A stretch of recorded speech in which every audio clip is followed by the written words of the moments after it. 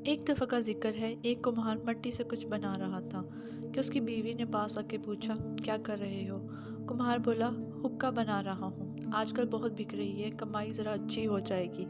बीवी ने जवाब दिया, ज़िंदगी का मकसद सिर्फ कमाई का ज़रिया ही तो नहीं, कुछ और भी है। मेरी मानो, आज सुराही बनाओ, गर्मी ज़्यादा है, बिकेगी भी खूब, मगर साथ साथ लोगों की प्यास बुझाने के काम भी आएगी। कुम्हार ने कुछ सोचा और मिट्टी को नए रूप में ढालना शुरू कर दिया। तो अचानक मिट्टी ने पूछा, ये क्या कर रहे हो? मेरा रूप बदल दिया, क्यों? कुम्हार ने जवाब दिया, मेरी सोच बदल गई है।